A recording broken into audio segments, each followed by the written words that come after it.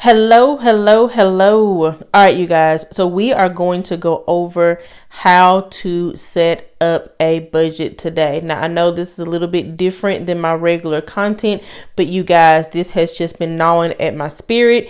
It is just something that I'm truly passionate about, and I want to share with you guys how I use just a pencil, a notebook, and a calculator. You don't need any fancy equipment, any fancy calendars, nothing like that to get your budget started. So we're going to go over all of the things today, and I will show you guys how I use just pen, paper, and a calculator.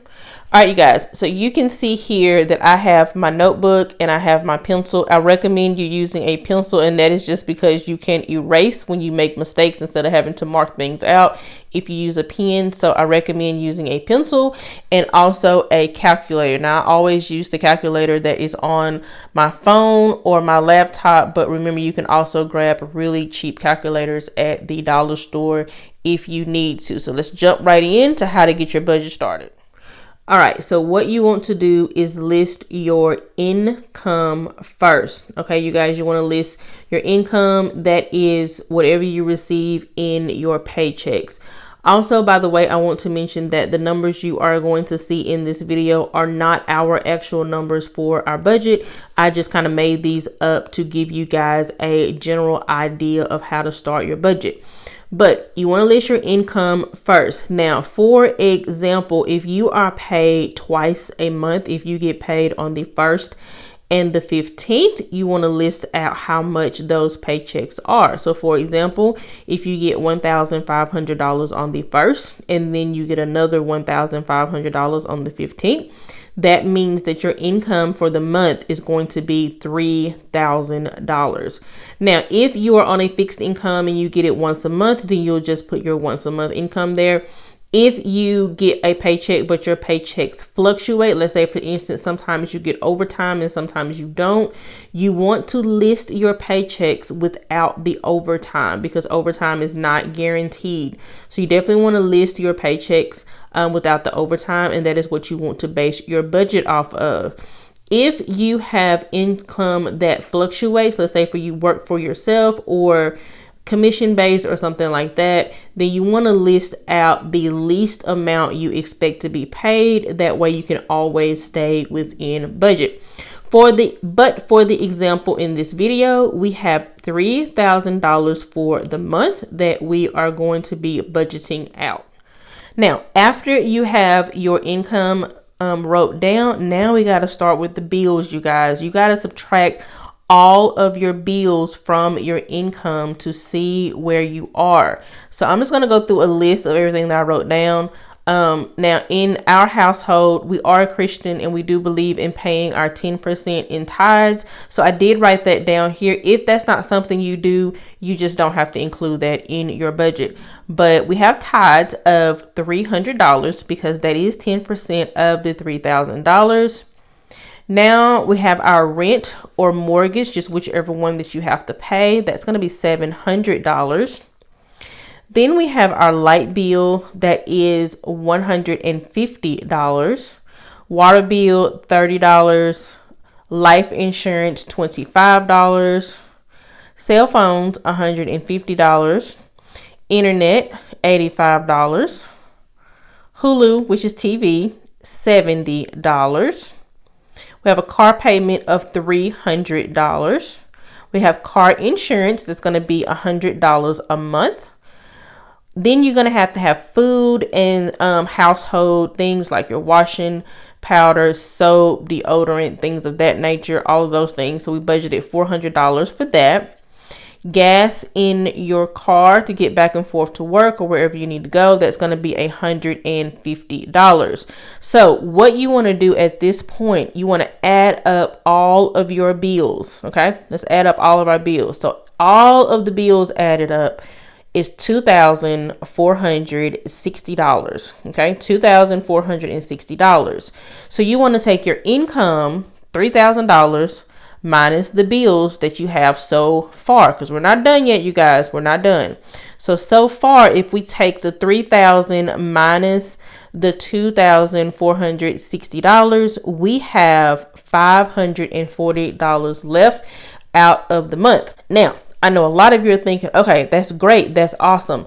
But you guys, I also want to mention there are other things that you have to pay for sometimes.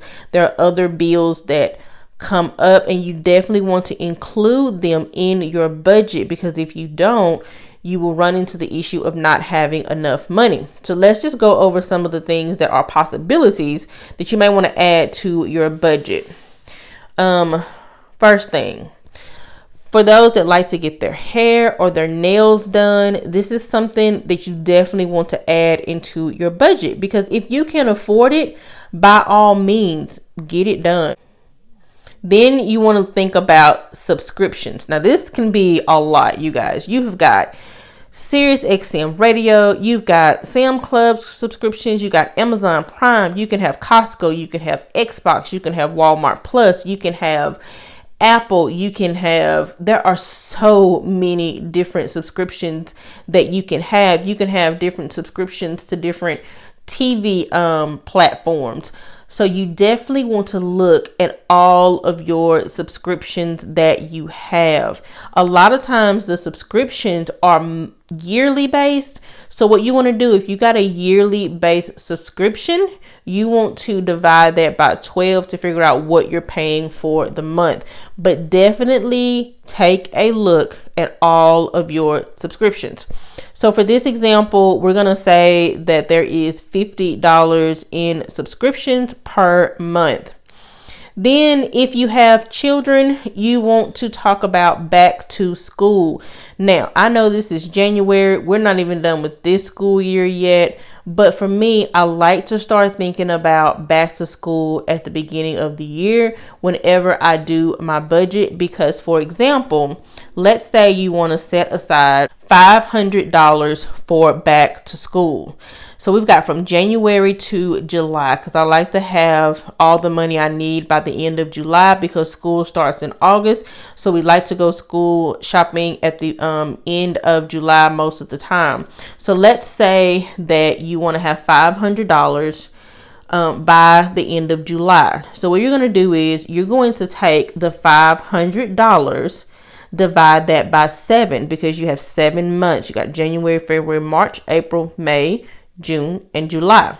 That's going to come up to about $71 and some change. And so I just rounded it up to $72 in order to make the number even.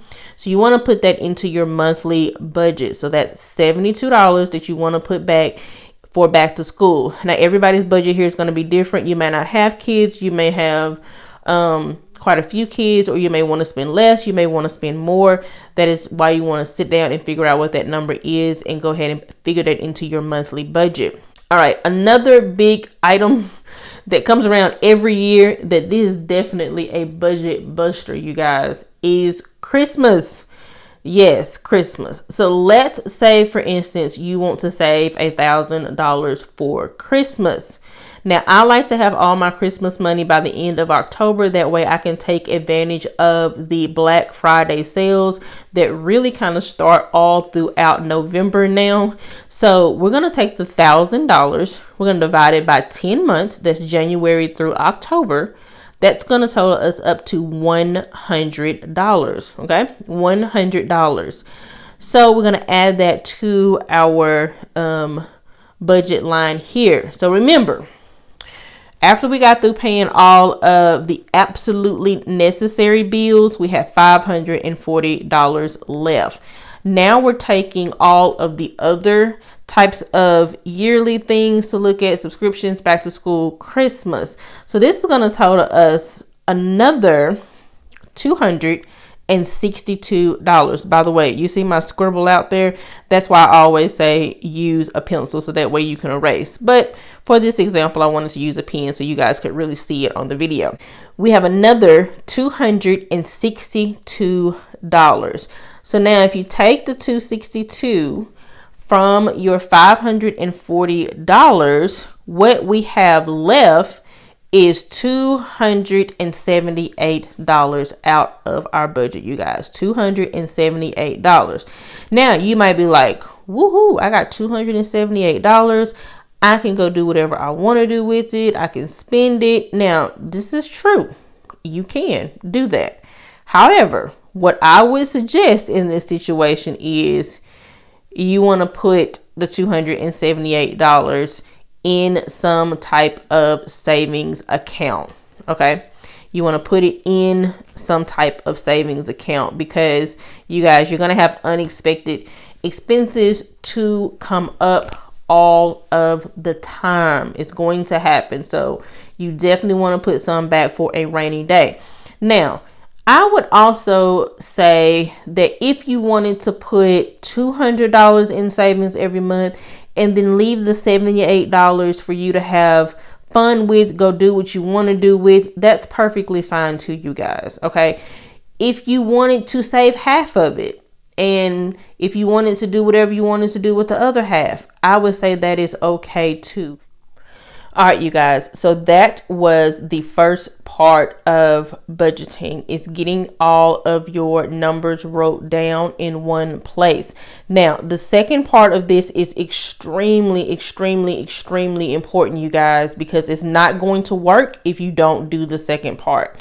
The second part of this is going to be, you actually have got to track your numbers. And what I mean by that is you have got to look at what you said your budget was, which is basically, okay, I think I'm going to spend this amount, or I think I'm going to bring in this amount, versus what really happened, what you actually brought in.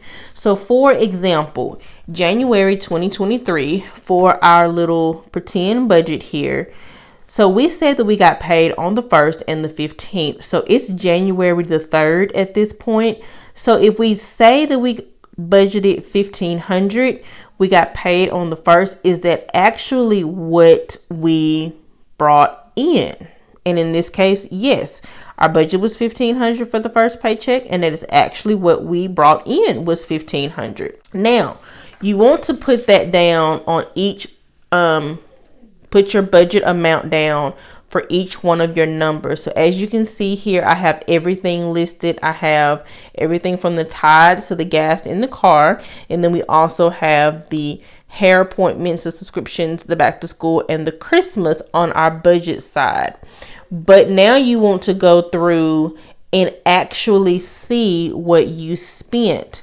So for example, most of the time your rent or your mortgage is going to be due at the 1st of the month. So for this example, our rent was due on January the 1st. We budgeted that it was going to be $100. We actually, not $100. I'm sorry. We budgeted that it was going to be $700. And that is what we actually had to pay the landlord, was $700. All right. Now our light bill. So we budgeted that our light bill was going to cost us $150. Well, when we got the light bill in, it was only $135.